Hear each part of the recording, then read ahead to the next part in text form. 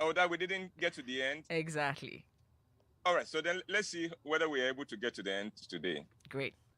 But before I do that, let me remind our listeners that my first quarter's production will be on the 27th and 26th and 27th of March. And then we'll repeat on the 2nd and 3rd of April at the National Theatre. Details will be on this network, so just stand by. Great. This is part 9 of Conversations with a Thief. In this series, I have been narrating how I was dragged into trouble from a chance meeting with a young man who claimed to be an international armed robber.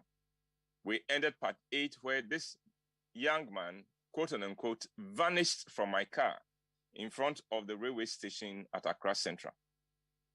When Florence and I returned to our apartment, I called a number Inspector Sampson had given me. I told him about the encounter with the suspect. The inspector had a lot of questions.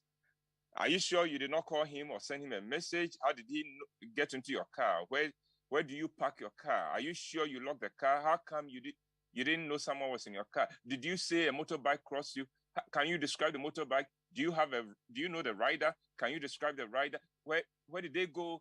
Oh, and the questions he just kept firing the question. He came in later and made me go over the ride with him in my car. He asked more questions. And then before he left, he said, my friend, you must understand that this makes you seem like an accomplice.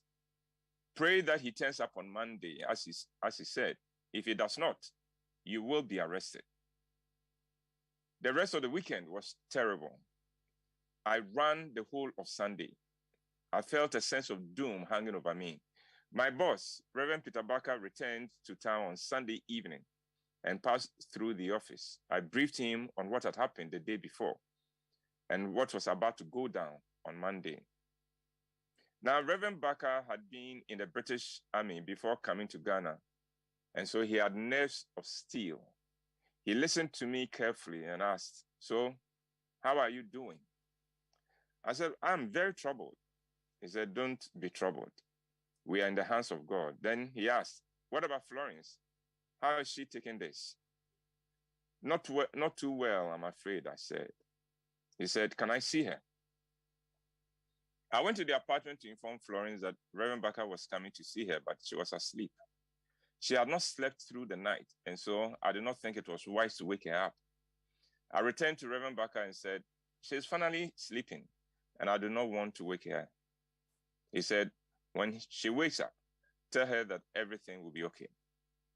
Then he said, your wife will pick her cues from you. If you project fear, she will multiply that for you. Project calmness, and she will also be calm. My sleep that night was fitful and my dreams terrifying. I woke up on Monday morning drenched and even more tired than I was before going to bed. I took a light breakfast and went to the office earlier than usual. Because my home was on the same floor as the office, I was used to leaving home at 7:55, but on this day, I was at my seat by 7. CID Inspector Sampson was already at the door with another man whom I presumed was also a CID. I opened the door for them to come in. Just as they walked in, Reverend Barker also arrived. I introduced the inspector to my boss, and my boss said, can we go to my office? In Reverend Barker's office, the inspector said, this can go well or it can be messy. I think you should prepare for anything. Reverend Barker said, I don't want the staff to know what is going on. I don't want them to be alarmed. So we have weekly staff meetings on Mondays, and so I'll hold them in my office for as long as necessary. So in effect, you have the whole office to yourselves for your operation. Inspector Sampson said, I want Mr. White to be at his desk. My men and I will be in our positions. Reverend Barker said, Ebo, you are excused from the devotions and the staff meeting today. The other staff members began to arrive. They assembled in the boardroom for the daily devotions that preceded the Monday staff meetings. Reverend Barker came out and said to them, we will have the devotions and the meetings in my office today. At exactly 8, the staff began the devotions with a hymn. They sang, "Abide with Me." I loved the hymn, and it always brought me comfort, but not on this day. I heard them sing all the verses, but it did nothing to lift the gloom that I was trying to hide. Time moved slowly. Just before 10, the inspector and his colleague moved into the reception where we had books on display and started browsing as if they were customers. The two of them acted so casually that anyone would have been fooled into thinking that they were genuine customers. Then exactly at 10, the young man walked in. I was pleasantly surprised but relieved that he had kept his promise, but my heart was pounding. I was puzzled at how cool and relaxed he seemed.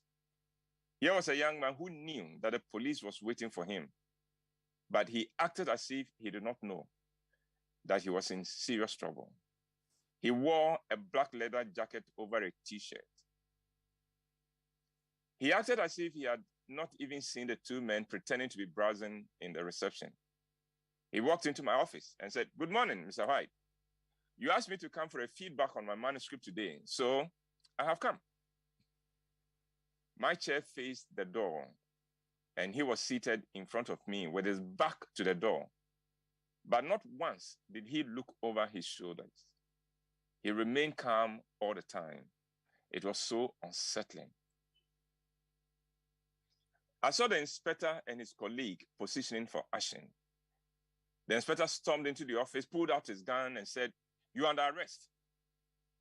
What happened next is something I can never get out of my mind. The young man, with the swiftness of a cat, sprang over the desk, put me in a chokehold with one arm, pulled me up to my feet, and put the gun he had drawn out of his jacket at my head, all in one smooth and swift move.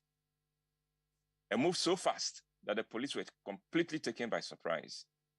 He used me as a shield and shouted at the police, "Drop your guns, or I'll blow his head off." The police hesitated. He tightened his hold on my neck and pushed the gun firmer against my head. I resigned myself to my fate. I was very sure that I was not going to come out of this alive. A strange calmness descended on me. Is this what it feels when one can see death standing before him? I wondered. The standoff was tense.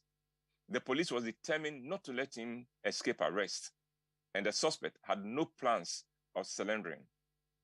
He said, "You will not take me alive. I will kill him before you can get me. I'm going to count to 3. If you don't put your guns down, I will shoot him, and then we'll have a gunfight." Time is never on our side, and so let's continue this on Thursday, shall we? And on Thursday, hopefully, I will tell you how it all went down. Mavi? Uncle Ebo, just answer one question. Okay, yeah. Would it end at number 10?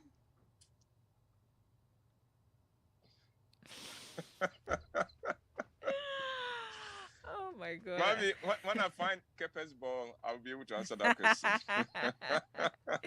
No, but Uncle Ebo White, just so, because I know that I've asked you this before, these conversations with the thief, this is real. This is something that happened to you with the gun. This is what happened to me in 1983. Wow. In 1983, and the alarming thing for me in Mama V is how easily one can get into trouble. One moment you are minding your own business, living your own life. Another moment, somebody just drags you into a hot soup, and you can't even answer, how did I get here? Well, I thank God for your life, though. I mean, the fact that we're talking means that even though the details are a bit dramatic and you don't know what to expect and you're thinking about the worst, I'm hopeful. Yeah, and that is what life is all about. Let's all be hopeful. Yeah. Uncle Ebo, thank you so much for food for thought. Today we'll make a date on Thursday. Have a good week. Yeah, you too. You too. All right. And that's Uncle White with Food for Thought, brought to you by Roverman Productions. Be the difference. We've got the Joy Business Minute coming up shortly. It's brought to you by Consolidated Bank Ghana CBG. We stand with you, and Insia Insurance, the real face of insurance. But we've got our big stories also coming up, brought to us by Vodafone. Further Together, latest film, your partner for life, and Furniture City, your home of quality furniture. So it's the month of love, and even more exciting on Vodafone. From the 12th to today, the last day of February, you can claim shopping vouchers, hampers, and dinner coupons with your red coins in the Vodafone Ecoswo Valentine Special. Simply top up via Vodafone Cash, My Vodafone app, recharge cards, or credit transfers and receive your red coins instantly. Remember to dial star 533 hash or go to the My Vodafone app to check your accumulated red coins or to redeem rewards. No sign on is required. Top up, receive your red coins, and exchange them with amazing rewards. Vodafone Ecoswo promo, no draws. Everyone is a winner. Spread the love with the Vodafone Ecoswo Valentine Special. Terms and conditions apply. Remember to take advantage of it. It ends today. Vodafone Further Together. And the attention of the management of Latest Film has been drawn to the fraudulent activities of some persons who dupe unsuspecting members of the public via social media trade. Latest Film wishes to state clearly that it does not do trading on social media, and whoever transacts business on Latest Film products on such platforms do so at their own risk. The management therefore wishes to alert the public to such activities and to advise the public against payments for its products via social media training or trading.